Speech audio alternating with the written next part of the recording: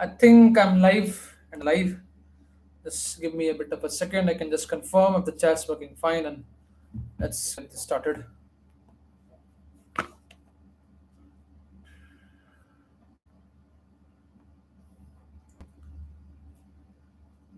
Yeah, I think the chat's working fine.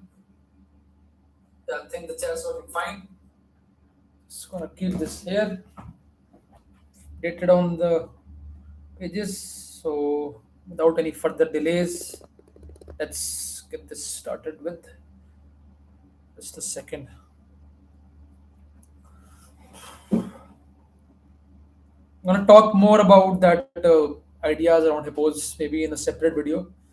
Had to discuss, but got a bit of a lazy, I think. So I'm gonna talk about that very soon.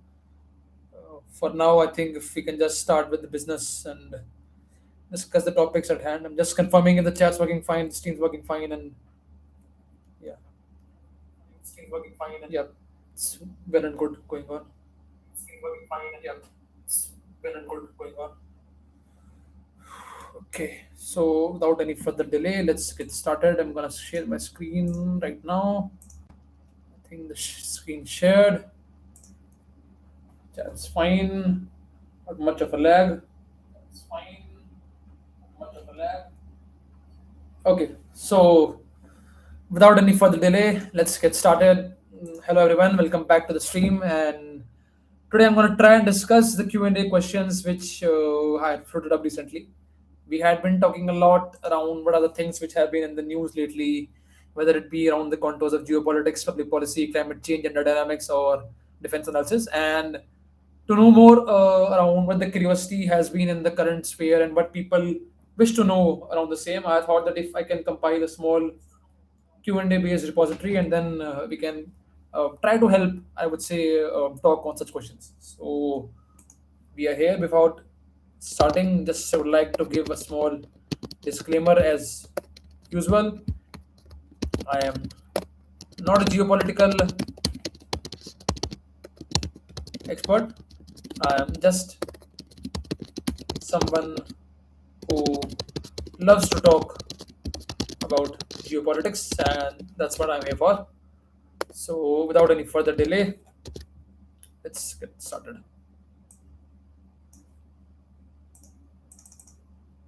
Okay, yep, good to go. So, yeah, let's get started. Coming to the question, first of all, we had in the hand, will Iran war end? And this is courtesy of my friend Vipul. So, shout out to Vipul for asking this question here. The question is, will Iran war end? So, before I can discuss more on the same, if we could just take you to the map and let's, I would say, talk a bit on how the issues have been building about. What's the current status for the war has been, and is there any form of respite, I would say, for the ongoing issue, and how basically things would go on. So, a thing right now which we have is initially we had a ceasefire established on 7th of April, and that ceasefire was meant to go for approximately 2 weeks, basically till 21st April. And then on 22nd April, ceasefire was meant to be disbanded. But unilateral initially, and then it was said that it's a consensus on the side of the Iran even that the ceasefire would be extended. But the things look a bit dicey right now. USA has a blockade applied somewhere around this area of Gulf of Oman, and it's in response to the issues which had been happening in the Hormuz Strait. Iran reportedly attacked two of the Indian ships which were trying to pass through the Strait of Hormuz. Then there were reports around US ship being targeted, and US ship targeting Iranian ships were also in the news. And somewhere around the angle, a two-flow was going on. Within the same time, the consensus around Lebanon was trying to be built, where an agreement around the case of ceasefire was being discussed. And amongst all of this discussion, the Pakistan angle, the talks would be happened in Pakistan was about to happen. But once again, the thing is, both the sides have, I think, run out in a frustration state.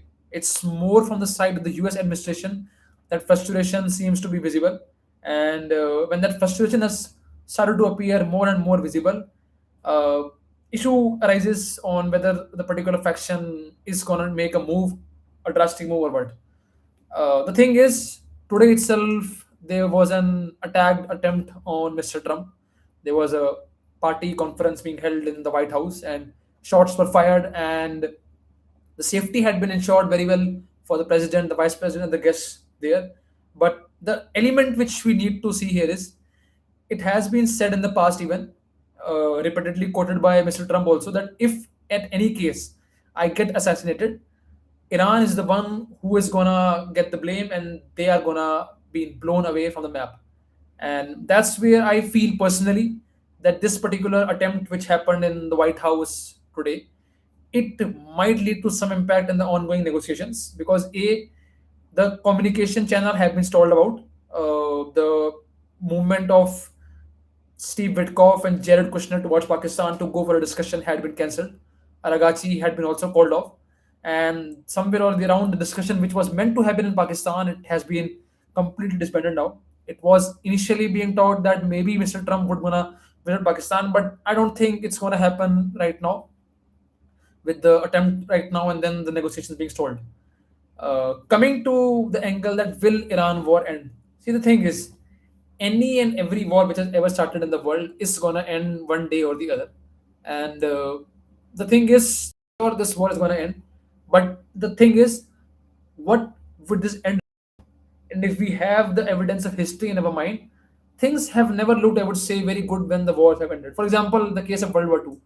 World War II ended with a bomb being dropped on the Japanese territory. The Hiroshima Nagasaki disaster, which took the dropping of the fat boy, the little boy. Then, in the case of the Vietnam, when the Vietnam War ended, huge carpet bombing took place at the time. Even Cambodia got entangled in a particular issue with the orange gas being thrown there. Then, if Iran-Iraq War of 1980 to 88, eventually that 8 years long war ended. But how it ended was a very drastic event. One of the US carriers shot down an incoming civilian plane from the side of Iran, thinking it was an F-14 jet of Iran, and it led to the death of some 290 civilians. Then, if I have to go back to the case of maybe past histories also, for example, the civilian wars which have happened in the case of Africa, things have never looked very fine. Even in the case of the Rwanda, when the issue around Hutsi and Tutsi's rebellion came about, it was a very drastic way in which the particular civil war ended. Both the communities lost many number of people. Tutsi initially got decimated. It was a huge massacre which happened. Then the spillover went to DRC. So the thing is, wars are gonna end one day or the other. But it's about how the war can end. Even in the case of India Pakistan, right now what we have is a ceasefire, which we have ever have had between India and Pakistan with these foolish people. Pakistan is ready to attack India. We are in a constant, I would say, combat mode, and that's not how I would say a peace should look like. For the question of Iran, the war being ended, I think there are gonna be couple of 4 or 5 elements which need to be discussed. First particular angle here which can be discussed is around the element of state of Hormuz. Then there would be the element around nuclear program. Then there would be the element of regime change or maybe positioning, if that's the word I can use here. Then there would be element around the Lebanon issue.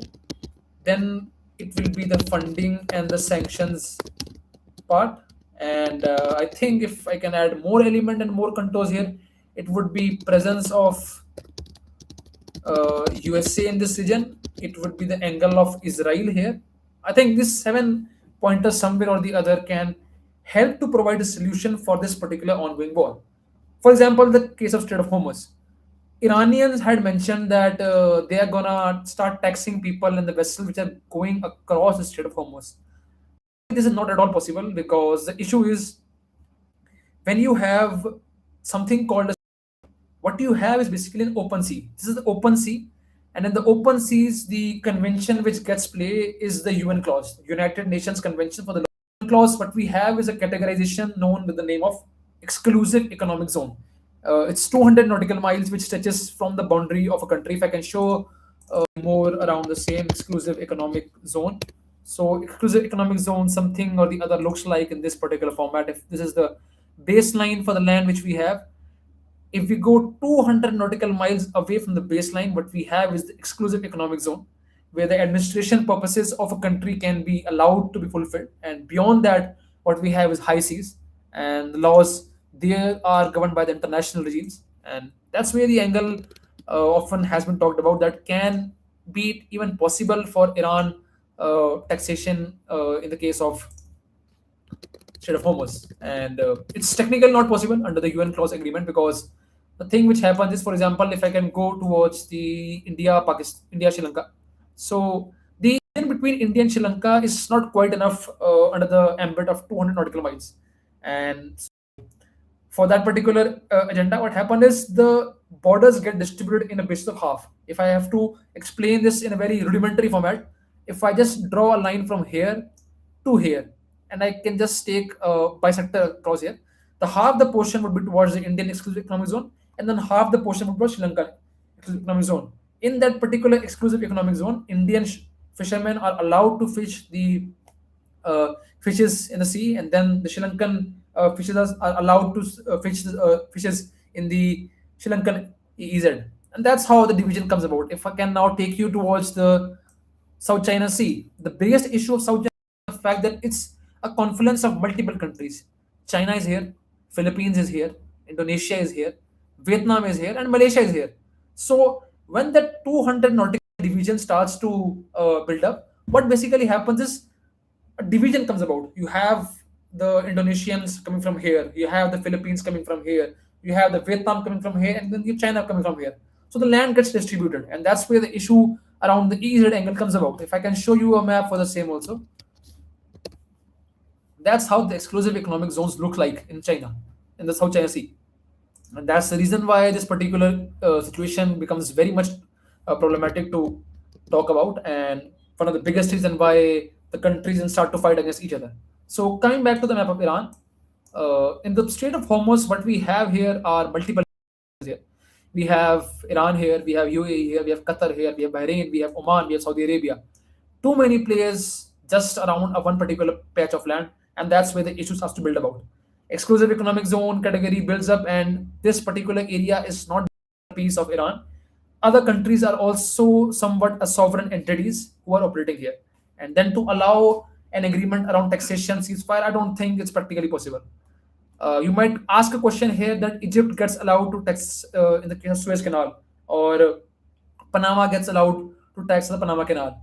The thing is, Suez Canal was built by cutting off through the land mass of Egypt. It was not an open sea initially, it was just a land piece, and through that land piece, we choked down a path for the ships to go from the Red Sea towards the Mediterranean Sea, and that's how Suez Canal came to be. Then, for the case of South America, the Panama Angle, Panama's existence also saw the same thing. It was just a patch of land, and for connecting the biggest two oceans, the Atlantic and the Pacific Ocean, the operation started to build about, and then a huge story I can cover up in a very great video on Latin America. No worries for that, but that's how the Panama Canal came about. When the Panama Canal's administration went towards the Panamanians, and that's where the taxation angle came. So that's where the angle of taxation gets allowed, and that's where I feel this particular element does included in the case of Iran. So if I can include this particular topic here, then uh, I think if I can add a star here, is taxation possible? So that's a no, because we have the concepts I discussed above. Then what could be other more elements for a ceasefire, looking about how a war can end, is somewhere or the other the fact that the mines have to be regulated. And yes, the deterrence which Iran has found in this war is not nuclear deterrence, but it's the Strait of Hormuz, and then safe passage cycle. So if I can just talk about the uh, three topics also. The issue is now is the sea mines. Sea mines, just like we have seen in the cartoons also, that a huge patch of agricultural land is there, a mine has been placed there, and then whenever a person places their foot over that mine gets triggered off. Somewhere or the other, a sea mine also acts in a similar way. If I can show you an image for a sea mine, That's how a seaman would look like. So if a ship, I think I can show you here.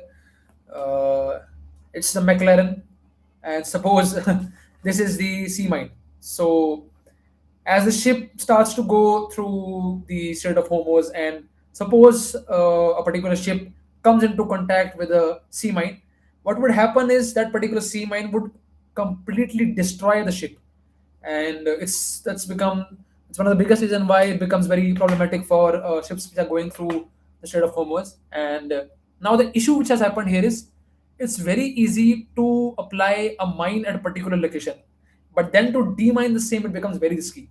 Even when you have applied mines on a particular piece of agricultural land or a war zone area, even to remove the mines from that particular area becomes very tough.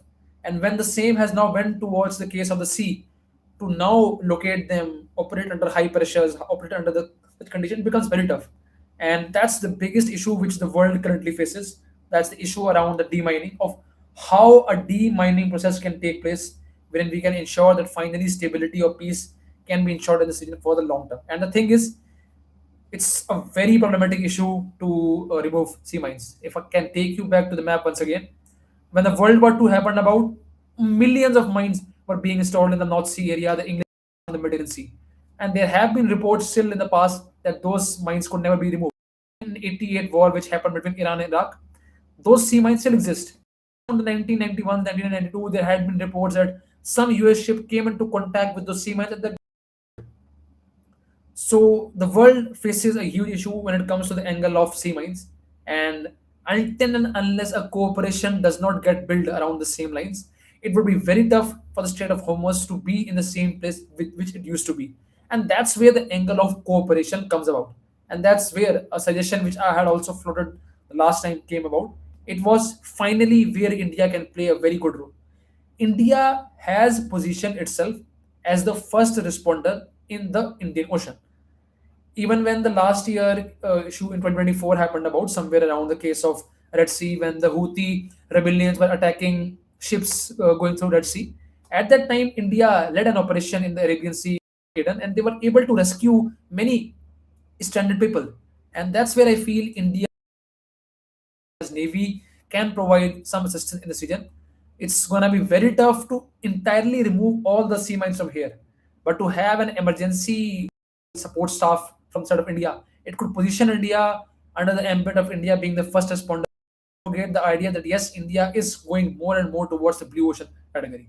So that's my suggestion, and that's how I feel the sea mine angle should be tackled about. A cooperation has to be built up. Until and unless the cooperation won't be there, it's gonna be a chaos for everyone. It's gonna be a chaos even for China also. God forbid, the mine does not know what country you're coming from. It just know that you are a particular vessel. It won't matter if the country is McLaren or the country is maybe Audi. If the ship comes by near that sea mine, it's going to explode, regardless of what the country we have. So that's where I feel the element of sea mines and the issue comes about, and the need of cooperation very much in this particular region. Coming up next towards the angle of deterrence. Just a second. Just want to confirm once again that the chat's working fine, and yes, I can just continue speaking. Just a second. The chat's working fine. So yeah, coming back to the case once again, the angle of deterrence. Iran had been saying a lot that what they seek is deterrence, what they seek is a safety, what they seek is a stability in this particular region, where country like Israel is a threat for them. And generally speaking, if we remove the farce of being a bias, Iran is a problem for Israel, and Israel is a problem for Iran, and that's a thing because the both of the countries are at a very sour terms amongst each other since the 1979 Islamic Revolution happened about, and when that drastic shift in power came about, people were, I would not say, very much happy in the both factions how the things happened out. So that's an issue which is going to be remain.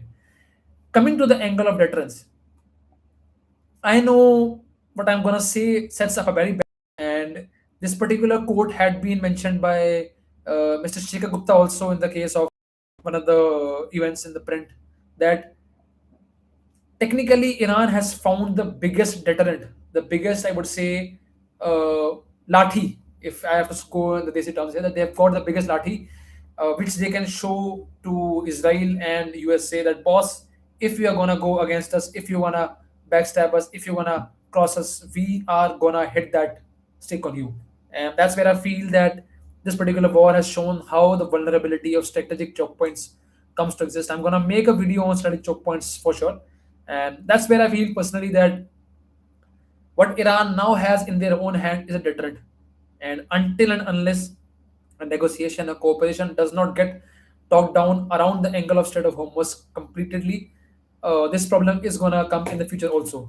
And with USA pushing that Iran does not going to have the nuclear program right now.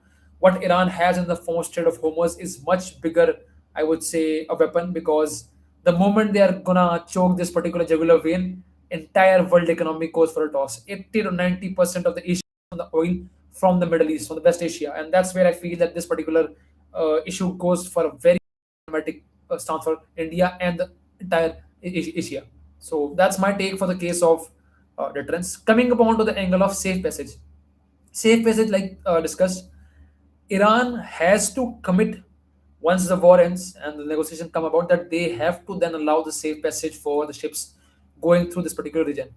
India's ship was about to cross here on 20, if I'm not wrong, and at that time the reports came that that particular ship of India was attacked by Iranians, and that's where I feel that a complete need, a complete protocol around the case of a safe passage has to be ensured. Until and unless that's not ensured, often begins that a ceasefire can be breached and once again the war can start. So that's my take for the first pointer in how a war in Iran can end. The angles around taxation possible, mines have to be regulated, and then the deterrence angle, and then safe passage. Coming on to the next question now, the nuclear program angle. It's gonna be a long video because I don't feel cut shorting things here because it's a complex thing. There are much more competent people than me right now who are sitting across the tables and then communicating amongst each other. And if they are going to take their sweet time, I think I can take my own sweet time here. So just 1 second. So yeah, coming back to the case once again, the angle of nuclear program. Nuclear program is one of the biggest issue why this on and why the negotiations, the issues have been stalled since God know how many years. And one of the biggest reason why since I think 1995 or 1993, Mr. Netanyahu has been calling out that Iran is going to have a bomb tomorrow. Iran is going to have a bomb next week, and that's an issue in perpetual motion since 1990s. So coming to the angle of nuclear deterrence, what we know right now, what we know right now is this 440. Just a second. 440 kg. I don't know why it's not allowing me to make that. Just 1 second.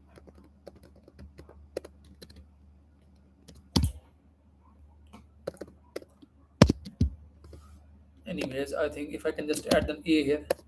So it's somewhere around the fact that Iran has right now 440 kg of uranium. I think from this maybe 200 is highly enriched uranium. Just if I can confirm the stats here, I think that's the current situation in the case of Iran that they have 440 kg of uranium and 200 kg highly enriched uranium. Maybe just if I can confirm the data as of this. Okay, just the same I think.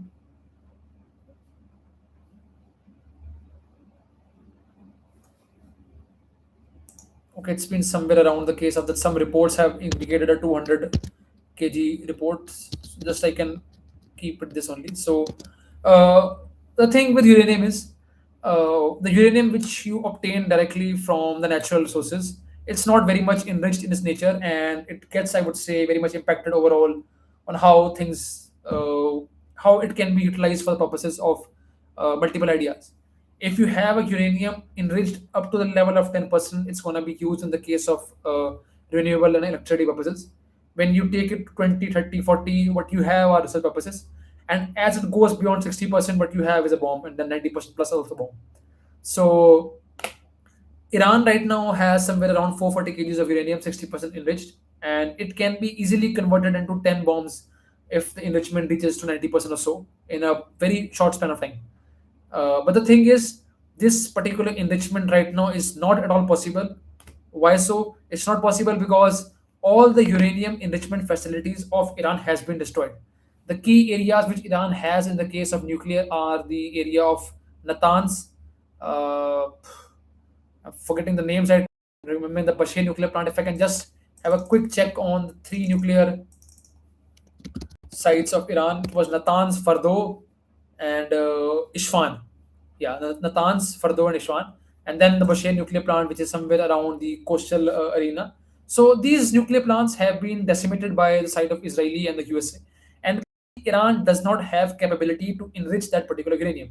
If they get a bomb from outside or something, but right now, in its own capacity, they can't enrich the said uranium. And that's where initially Mr. Trump had been saying that the US administration is going to take out that nuclear dust outside from Iran. There's no such thing as nuclear dust. That's just basically a term which Mr. Trump had quoted, and that's what they have been calling about recently. That we need that nuclear dust. But the thing is, Iranians are a very educated, sophisticated, and civilizational people. When I say civilizational people, what I mean that their identity exists since long. They are not like Pakistani peoples whose sole existence is just to counter India and to export and to be in bed with anyone who is going to offer them loan. What we have in the form of Iran is a civilizational state. When we have a civilizational state, they have their pride, they have their identity, they have their own goals, values, and aspirations. You would be shocked to know that 50% plus of women in Iran are actually in the field of STEM, which is somewhere or the other even more above the developed countries. Iranians are a very educated and very proudful people for what their identity has been, and that's where I feel to come down, butcher on them, and then allow their nuclear program to be decimated. It's not gonna happen anyway, and that's where I feel that negotiations have to be discussed.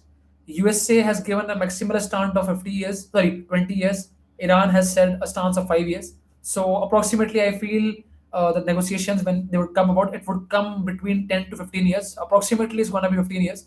At a 15-year upper end, finally, USA is gonna allow Iran maybe to have its nuclear programs. What could have been a best solution? I think from my own end, personally, I feel 15 years is a bit of harsh stance. You guys have made your own resources, exploited the coal, minerals, industrial revolution. So why can't the other developed countries which are trying to become better, they can? And that's where I feel a rolling period of 555 could have been a better one. For example, in the 5 years, they could be now allowed to maybe increase the capacity of centrifuges or increase the capacity of uranium enrichment. Somewhere or the other, if that could have been a negotiation, I feel the both sides could have been very much in for the negotiations. What's going to happen is the same thing. The JACOPA, the Joint Comprehensive Plan of Action, which was signed in 2015 between the P5 Germany and Iran, somewhere or the other, the blueprint around the same has to be built about. I know it's a very ironic thing because Mr. Trump and the US administration back in 2018-19 were the ones who had scrapped away that particular JACOPA agreement. But that's the one thing which is now gonna, I would say, talk about how the peace can be negotiated in the long run. So if the contours of Jacopa have to be agreed, somewhere around the case of 3 to 4% of enrichment has to be allowed, the number of centrifuges has to be restricted, the sanctions have to be removed, and that's where I feel that if this particular discussion happens, a peace can be ensured. And even I would say, if something can soothe the entire world, I think of a joint cooperation can be established between the P5, not USA, but the P5. If the P5 comes here in the play and it alongside with International Atomic Energy Agency and the UN Authority, I feel this particular issue can be resolved better. And honestly, if someone from the background of United Nations is listening to this, please, please, please do something. You folks have decimated what United Nations used to be. It's just become a mockery right now. You have to do something. At least just say a couple of things that what's happening right now is completely wrong. If you could even just quote same thing and just start to even, I would say, act not like a toothless tiger, things can happen about. And I feel personally, in the end of the day, instead of a board of peace where a membership program has been running about, if the UNSC can be the one who is trying to negotiation and consensus, I feel things can be better organized. Jacopa happened with the Germany and the case of Iran. So yes, if it could happen in the case of 2018s or 2015s, it can happen once again. Yes, it will take time. Yes, it would take much better parties and counterparties to go for the negotiations, but they have to take a gamble, because if the gamble is not taken, the entire existence, entire identity, and entire reputation of UN, which has already gone for a toss, it will be completely scrapped off in the coming years. So it's, I would say, a cry of for UN that please, boss, do something. So that particular cooperation comes about between the P5, the IAEE, and the case of Iran. A joint venture agreement on cooperating between how the said nuclear dust by US administration can be controlled. That's my take for the case of nuclear program. The 440 kg HV part I've discussed. I have even given a brief mention about JV which can be done with the P5 and Iran and IAE, and I have even touched a bit around the contours of your dear Jacopa. So that's the case of nuclear program. Coming towards the case of regime change and the positioning.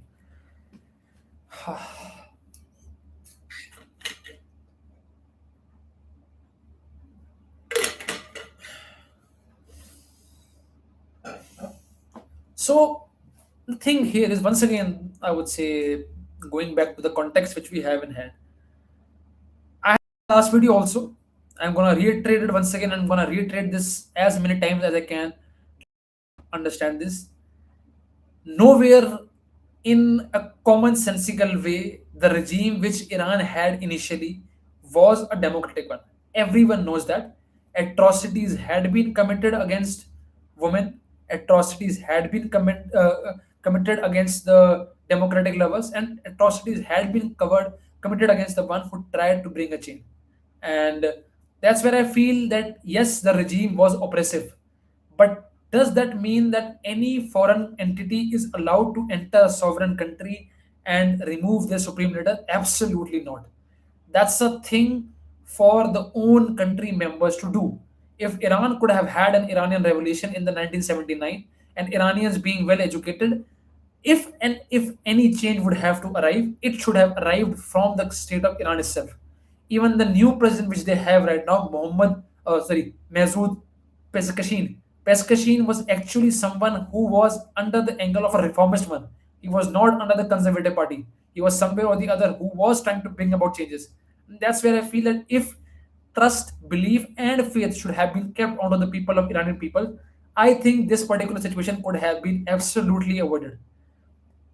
Second, you can't expect a younger generation, subsidiary, I would say, powers to abide and listen to you if you have decimated the upper administration.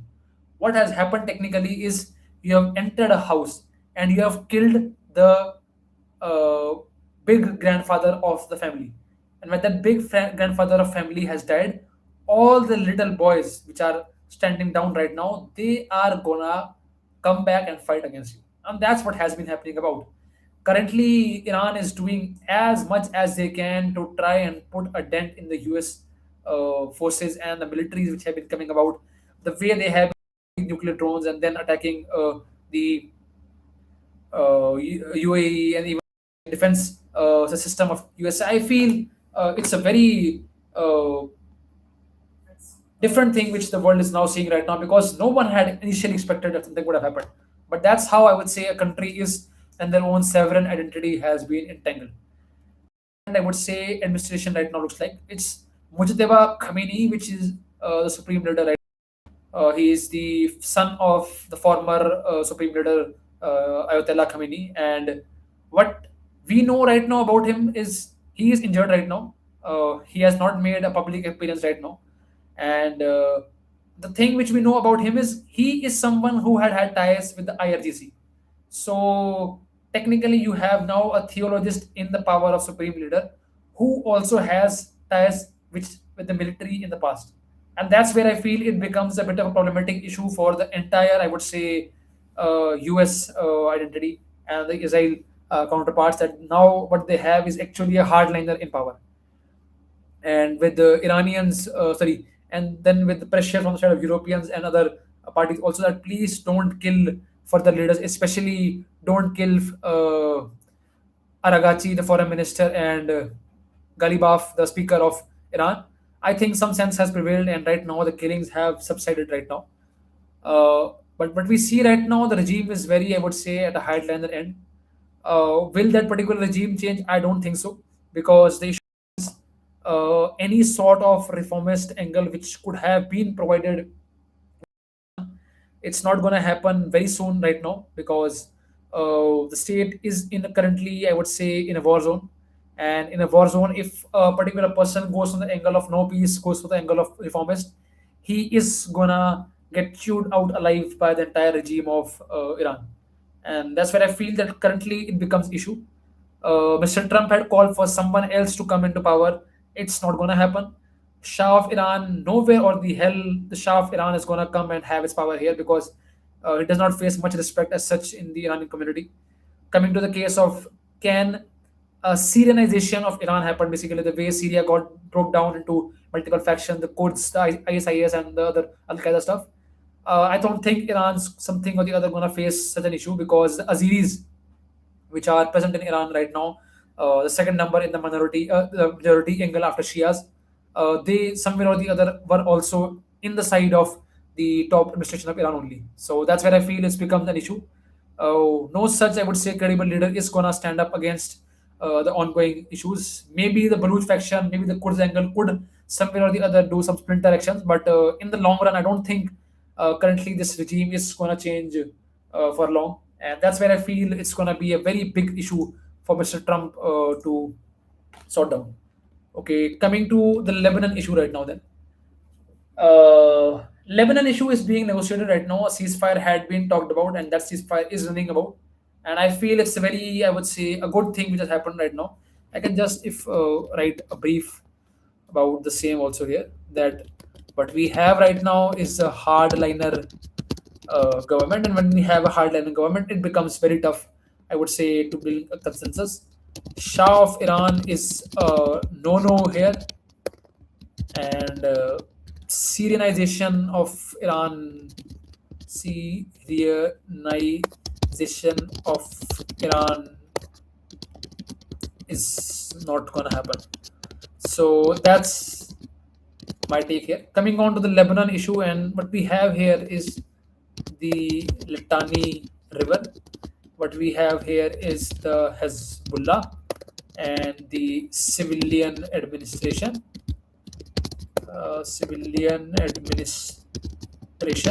What we have also is the angle of Israel, and then the axis of resistance. Just 1 second.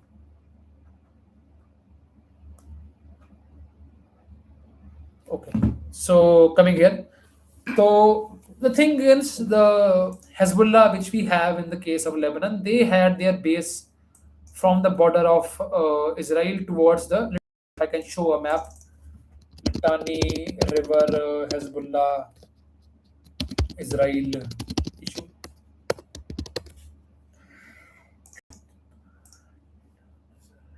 Yeah, so here is the Litani River, and that's where the buffer zone, the angle of Hezbollah comes about, and that's where the fighting always takes place between Israel and the Hezbollah forces in the militia. And recently, there had been news that many civilian administration, valley infrastructures, bridges had been collapsed on the side of Israel, where they could have, I would say, stopped the outflow of Hezbollah from the particular area. They wanted to box in Hezbollah in the said area of Litani, and the blue line which we have here. Blue line was a line which was designated between Israel and the border of Lebanon to demarcate it post the war between Hezbollah and Israel. It was formulated under the UN plans.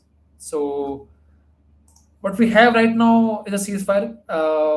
Lebanon's own administration, civil administration, does not want its association with Hezbollah right now, because the Hezbollah has become, I would say, a very problematic issue for the people of Lebanon, and that's where I feel that yes, this gonna be one of the biggest, I would say, change in the map of West Asia per se.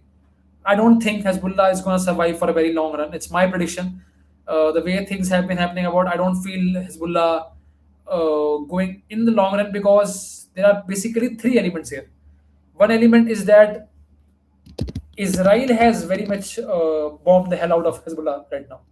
Second angle is the civilian administration of Lebanon. They don't want to be associated with them.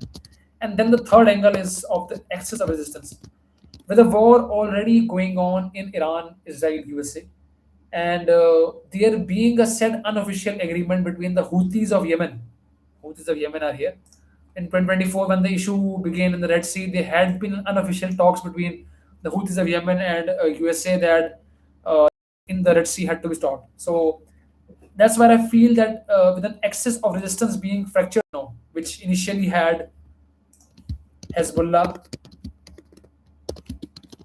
had Hezbollah from Lebanon, it had Houthi from Yemen, and Hamas from Gaza. So that's where I feel that with Hamas already having its own problems in the Gaza, Houthis with the Red Sea issue, and then Iran being entangled in its own war, I feel that Hezbollah's days are very much numbered.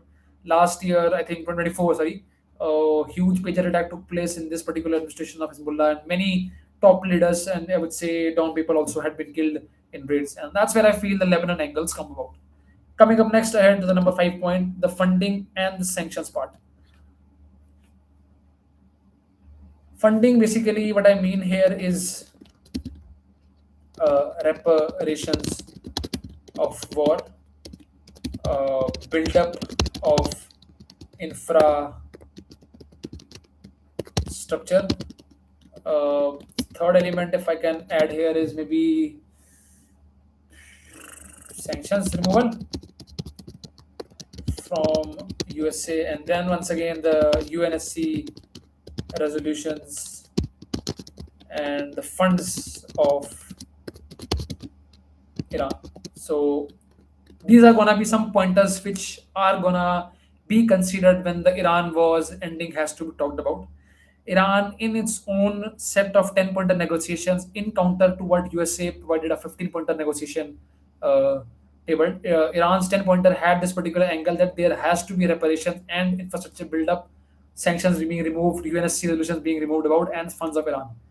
And I think somewhere or the other talk has to be happened here for the case of reparations of war and infrastructure buildup. See, the thing is, it's not going to be very easy to convince USA, Israel to go and fund, I would say, Iran. When the 1980 and the 1988 Iraq war took place, finally, when that particular war ended, like I mentioned in the initial run up of the video, that missile went from the side of USA ship towards a civilian administration, civilian jet plane coming from Iran. And when that particular plane was shot down, despite the fact that Ronald Reagan at that time sought apologies, said sorry, but the US administration officially and formally did not say sorry to the Iranians. And you would be surprised to know that the person which shot the missile and which led to the death of 290 civilians, he was awarded the Medal of Honor after the war ended. So that's where I feel that the angle of reparations becomes tough. But what we have right now in USA is Mr. Trump, and Mr. Trump is the businessman. And I had given this offer in the last video also. I had given this offer in one of my Instagram stories also, and I'm gonna give the same offer once again.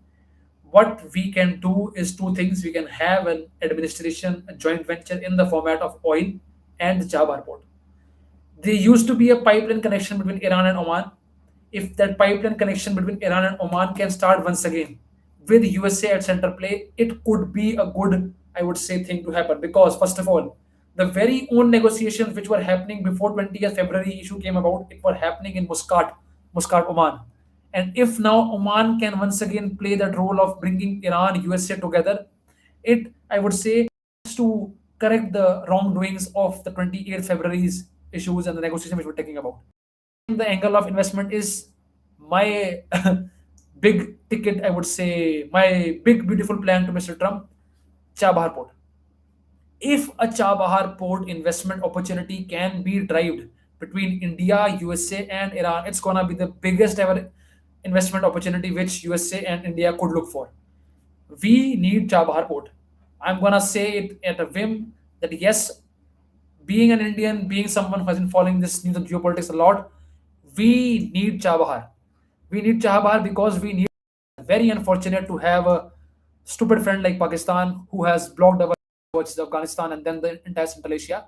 So yes, help is needed to enter into Central Asia. And if we are gonna enter into Central Asia, we reach Pakistan, we reach Kazakhstan. The Kazakhstan is a source of uranium, and that's how we are also gonna reach to Russia. And that somewhere or the other includes the angle of INSTC, India North South Transit Corridor. And the transit corridor comes about, we are gonna get a connection to even Mongolia. We are gonna get a connection to Armenia, Georgia, and then the entire Europe. So, in the view of India, also here, Chava port offers a very good solution for the particular uh, opportunity. And with Gwadar port positioned here, Gwadar being the centerpiece of China's BRI project, if in case USA can do an investment opportunity between India and Iran in Chabahar port, it's gonna be a win-win situation for the US because at the end of the day, their own biggest rival is China itself. They have good ties with Russia even.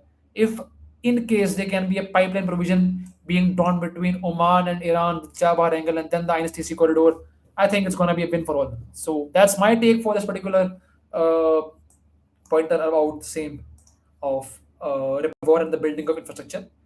Coming to the case of sanctions removal from USA, I think it's a very honest and I would say a very sensible move which they have to do.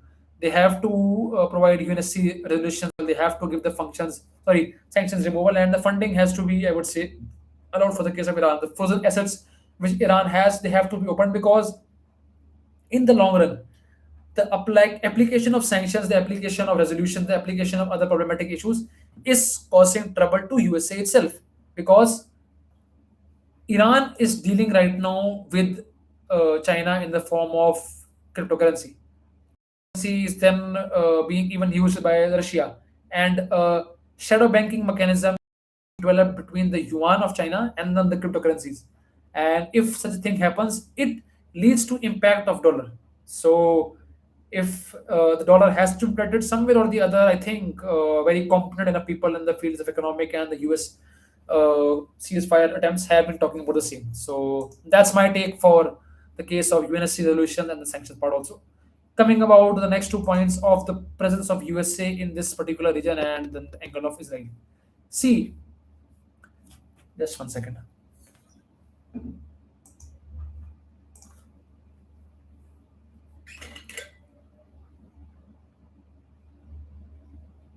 So USA has very strategic investments in this particular region. If you try to see this region, the biggest investment which they have in this region is Israel, then Saudi Arabia, then UAE, the entire Gulf, and then once again the angle of Iran, and if a safety point has to be ensured against Afghanistan, against Russia slash enemy. So to ask USA to leave from this particular area, I don't think it's gonna be something which is possible at all. USA has huge lobby when it comes to the angle of Israel. Last when last time basically when 2022 basically 2022 when the Ukraine side of Russia happened, when the Winter Olympics had taken place at the time and then the Paralympics had to be held, Russians were not allowed to join the Olympics because the war started. If the same thing is to be considered as a norm of the international laws, what happened when USA and Israel attacked Iran and then the Winter Olympics are taking place in Italy? So if the precedence was that Russia was banned from Paralympics, why could not a similar thing be reciprocated here? That's the case which I feel of the power of USA and Israel. If any sporting event, if any big televised event, if big advertisement has to follow out, the USA's presence has to be there in that particular region. And that's where I feel that to have a discussion that USA would back off from this particular region, it would not at all. US had strategic investments in Saudi Arabia in the form of oil. It has in Kuwait, in UAE, in Oman, the Yemen issue, and then the erstwhile just I would say Syria issue, ISIS issues, and Russia, Azerbaijan, Armenia angle, Turkey's issue, and just I would say chaos completely. And that's the big I feel that USA's removal cannot be ensured. Iran said that what they want is safety, what they found is returns, but what if your own missile goes to 4,000 kilometers till the Iranian islands? Technically, yeah, the safety is ensured, but till USA to go back, you can't say company like USA can just move out of the West Asia. It's not going to happen, and that's where I feel that this particular issue is going to be something which is going to talk a lot around the case of presence of USA. I don't personally feel that USA would ever agree on this. There won't be any president which would agree on the same. Yes, maybe a promise on the side of USA and Israel can be achieved around the contours of that the wars should be stopped, and it has been going out a lot lately that somewhere or the other a promise of peace and no wars has to be done. And if that's gets ensured, I feel somewhere or the other there might be a chance that yes, the peace can be ensured, and that could be a probable reason on how this particular war of Iran would end. So that's your question's answer for how Iran's war would end, explained in how many minutes? 50 approximately minutes. So I think I can take one question maybe every day. I think that would I would say then justify in deep of this particular topics, and I think it would also give justice to the issues which are at hand. So I think I'm gonna stop the video here. This was a very fun session to be part of.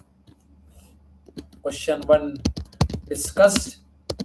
First episode of Q&A series taken care of. It was a very, I would say, great concept, and thanks a lot. And it's really appreciated that people have started to pour in your questions and ask queries. Once again, your support is very much appreciated. I am going to discuss in a separate video around the case of the idea which I'm trying to build the element of hippos. I'm not just getting enough time, or I would say the bandwidth to talk about the same. But yes, I'm going to talk about that very soon. So just 1 second. Okay, it's really appreciated the love and support which has been provided so far. Really grateful, really humbled by all the love and support which has appeared. Just 1 second.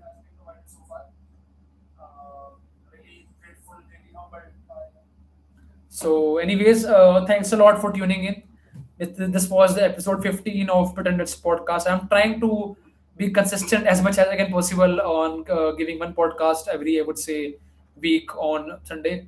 So, yeah, thanks a lot for the same. I think if I can do a bit of a rant for 7 minutes now, or just I would say talk about how things have been going about. So, yeah, lately I had my birthday on 21st April, and I took the liberty of gifting myself Lego sets. So that's the Ferrari Lego. This is the McLaren Lego. Then I also have Audi. I also have Mercedes. I have Aston Martin, and I have Alpine also with me. Unfortunately, I don't have Red Bull. It would have been, I would say, a very pleasure thing to have Red Bull Lego car, but that's it. So my birthday was on 21st April. It was, I would say, I would say, a great day. Was able to do a lot around my work and the other, I would say, things which I've been trying to build about. So apart from that, I think the life's going well enough. By the God's grace, yeah, things are looking good. Health's fine. Apart from sleep, I think rest all issues have been going about well. And I think if I could just, I would say, give a closing message before I end this particular stream is be hopeful. Yeah, I know the world we live right now is a very VUCA world, volatile, unpredictable, complex, and ambiguous. Whether it be the job market, whether it be the international relations arena, whether it be the politics, or even in general any topic which you could think about. we have complexity, we have instability, and yes, whenever instability starts to build about, somewhere or the other, the mind gets, I would say, distracted, and it genuinely tries to seek peace and stability. And sometimes, yeah, I know it becomes tough when you have been trying to do the best you can with the resources that you have. When things don't work out well the way you wanted, yeah, it, I would say, leads to some stress building up inside your brain, and it becomes overwhelming in the end. So for anyone who has been going through such particular state, yeah, the things are going overwhelming, or they're just confused in life on whether the things would work out well or not. I would say just keep on going. Why stay in hell when you can just keep on going ahead and move out of that hell? So I would say that be hopeful, be cheerful, respect the people which are around you, and try to do good things that you can. Try to help someone, try to support someone, and be cheerful. I would say be good to others. So thanks a lot for tuning into the stream. Really appreciate the love and support so far. I'm gonna update more around the work which I had been doing in the case of hippos. Just gonna take a couple of videos or so, and then I can just have a screenshot for the session here. So just a second, just 1 second.